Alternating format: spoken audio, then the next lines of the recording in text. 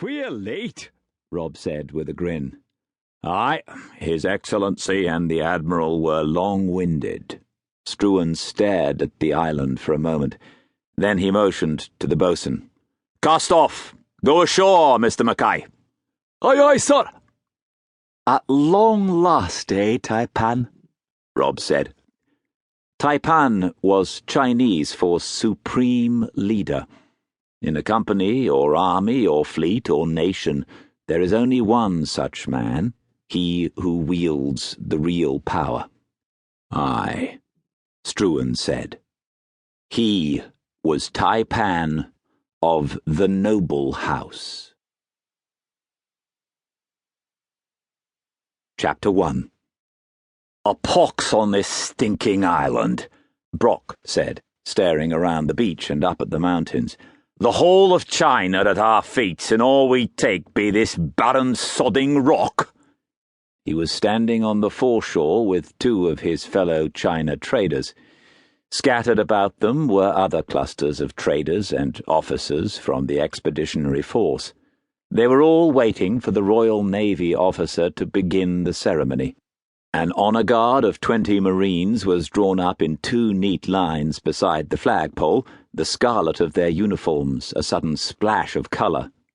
Near them were the untidy knots of sailors who had just fought the flagpole into the stony soil. 8 bells were time to raise the flag, Brock said, his voice rasping with impatience. It be an hour past. What's God-rotting delay for? It's bad joss to curse on a Tuesday, Mr. Brock, Jeff Cooper said. He was a lean, hook-nosed American from Boston, his frock coat black and his felt top hat set at a jaunty angle. Very bad. Cooper's partner, Wilf Tillman, stiffened slightly, feeling the underlying edge to the younger man's nasal voice. He was thick-set and ruddy, and came from Alabama. I'll tell thee right smartly, this whole god-rotting fly-speck be bad joss, Brock said. Joss was a Chinese word that meant luck and fate and God and the devil combined. God-rotting bad. It better not be, sir, Tillman said. The future of the China trade's here now. Good joss or bad joss. Brock stared down at him. Hong Kong's got no future. It's open ports on the China mainland we be needing, and you knowed it, by God. The harbour's the best in these waters, Cooper said. Plenty of room to careen and refit all our ships. Plenty of room to build our homes and warehouses, and no Chinese interference at long last.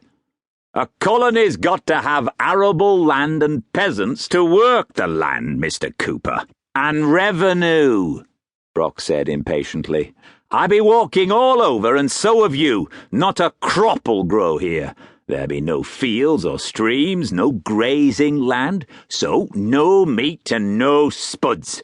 Everything we be needin'll have to come by sea. Think of the cost. Why, even the fishing be rotten. And who's to pay upkeep of Hong Kong, eh? Us and our trade, by God.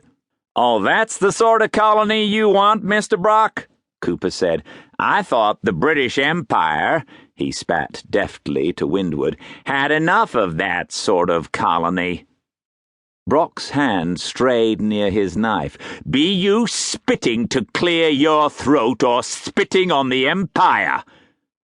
Tyler Brock was nearing 50, a big, one-eyed man as hard and as permanent as the iron he had been forced to peddle in Liverpool as a youth, and as strong and as dangerous as the fighting merchant ships he had escaped to, and at length had come to rule as head of Brock & Sons. His clothes were rich, and the knife at his belt was jewelled. His beard was greying, like his hair. It's a cold day, Mr. Brock, Tillman said quickly, inwardly angry at his young partner's loose tongue. Brock was no man to bait, and they could not afford open enmity with him yet. Plenty of chill on the wind, eh, Jeff? Cooper nodded briefly, but he did not take his eyes off Brock. He had no knife, but there was a derringer in his